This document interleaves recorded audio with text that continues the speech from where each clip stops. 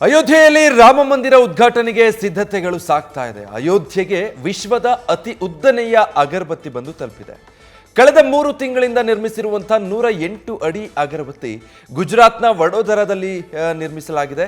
ಈ ಅಗರಬತ್ತಿ ಅಯೋಧ್ಯೆಯನ್ನ ತಲುಪಿದೆ. 15 ದಿನಗಳ ಹಿಂದೆ ಈ ಲಾರಿ ಅಲ್ಲಿಂದ ಹೊರಟಿತ್ತು. 108 ಅಡಿ ಉದ್ದ ಇದ್ದು ಒಟ್ಟು 3403 kg ತೂಕ ಇದೆ. ಅಗರಬತ್ತಿ ತಯಾರಿಕೆಗೆ 108 ಹೋಮಕುಂಡದ ಬೂದಿಯನ್ನು ಬಳಸಲಾಗಿದೆ. ಇದಕ್ಕೆ ಸಂಬಂಧಪಟ್ಟ ಹಾಗೆ ಅಲ್ಲಿಂದನೇ ನಮ್ಮ ಪ್ರತಿನಿಧಿ ಜಗದೀಶ್ ಒಂದು ಪ್ರತ್ಯಕ್ಷ ವರದಿ ಕೊಟ್ಟಿದ್ದಾರೆ ನೋಡಿ. ರಾಮನ ನಾಡು ಅಯೋಧ್ಯೆಗೆ ವಿಶ್ವದ ಅತಿ ಉದ್ದನೆಯ ಅಗರಬತ್ತಿ ಬಂದಿದೆ. ಈ ಅಗರಬತ್ತಿಯ ವಿಶೇಷತೆಯನ್ನು ಯಾವಾಗಿಂದ ತಯಾರು ಮಾಡ್ತಾ ಇದ್ರು ಮತ್ತೆ ಅದರ ಜೊತೆಗೆ ಈ ಒಂದು ಅಯೋಧ್ಯೆಗೆ ಬರೋ ಸಂದರ್ಭದಲ್ಲಿ ಯಾವೆಲ್ಲ ಚಾಲೆಂಜಸ್ ಗಳನ್ನ ಫೇಸ್ ಮಾಡ್ತು ಅನ್ನುವಂತಹ ಸಂಪೂರ್ಣ ಮಾಹಿತಿಯನ್ನು ಕೊಡುವಂತಹ ಕೆಲಸವನ್ನ ಮಾಡ್ತೀನಿ. ಈ ಒಂದು ಲಾರಿಯನ್ನ ನೋಡಿದ್ರೆ ಗೊತ್ತಾಗುತ್ತೆ ನಿಮ್ಗೆ ಎಷ್ಟು ಉದ್ದನೆಯ ಲಾರಿ ಇದೆ ಅಂತ. ಬರೋಬ್ಬರಿ 120 ಫೀಟ್ ಉದ್ದನೆಯ ಲಾರಿ ಇದು.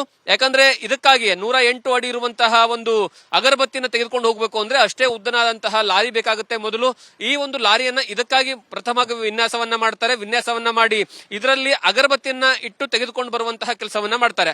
ಮತ್ತೆ ಈ ಒಂದು ಅಗರಬತ್ತಿಯ ನಿರ್ಮಾಣದ ಸಂದರ್ಭದಲ್ಲೂ ಸಹಿತ ಬಹಳಷ್ಟು ಚಾಲೆಂಜಸ್ ಗಳನ್ನ ಫೇಸ್ ಮಾಡಬೇಕಾಗುತ್ತೆ.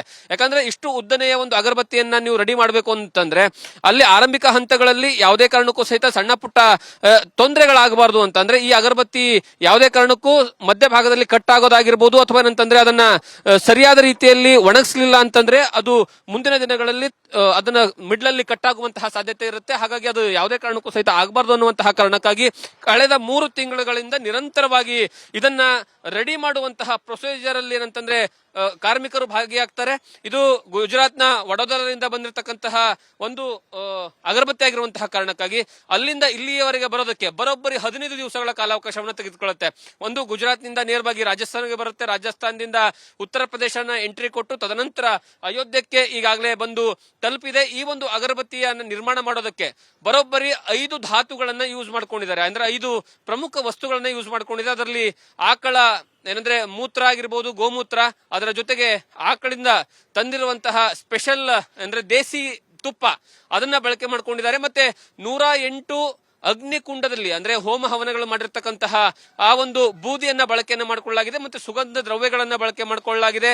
ಇದೆಲ್ಲ ರೀತಿಯ ವಸ್ತುಗಳನ್ನ ಬಳಕೆಯನ್ನ ಮಾಡಿಕೊಂಡು ತದನಂತರ ಈ ಒಂದು ನಿರ್ಮಾಣದ ಕಾರ್ಯ ಆರಂಭ ಆಗುತ್ತೆ. ಬರೋಬ್ಬರಿ ಇದಕ್ಕೆ 3 ತಿಂಗಳು ಕಾಲಾವಕಾಶವನ್ನು ತೆಗೆದುಕೊಳ್ತಾರೆ. ಅದರ ಜೊತೆಗೆ ಇದರ ವೇಟ್ ನೋಡ್ತಾ ಹೋದ್ರೆ 3403 kgಗಳಷ್ಟು ಇದು ತೂಕವನ್ನ ಬಾಳುತ್ತೆ.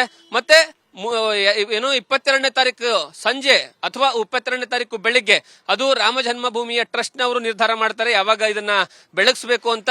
ಆ ಒಂದು ಬೆಳೆಸುವಂತಹ ಸಂದರ್ಭದಿಂದ ಹಿಡಿದು ಆವತ್ತಿಂದ ಕೌಂಟ್ ಆದ್ರೆ ಬರೋಬ್ಬರಿ 45 ದಿವಸಗಳ ಕಾಲ ಈ ಒಂದು ಅಗರಬತ್ತಿ ಬೆಳಗುತ್ತೆ, ಉರಿಯುತ್ತೆ ಅನ್ನುವಂತಹ ವಿಚಾರವನ್ನ ಇಲ್ಲಿರುವಂತಹ ಅಂದ್ರೆ ಇದನ್ನ ತಯಾರು ಮಾಡಿರ್ತಕ್ಕಂತಹ ವ್ಯಕ್ತಿಗಳು ನ್ಯೂಸ್ ಫಸ್ಟ್ ಜೊತೆ ಮಾಹಿತಿಯನ್ನ ಹಂಚಿಕೊಂಡಿದ್ದಾರೆ.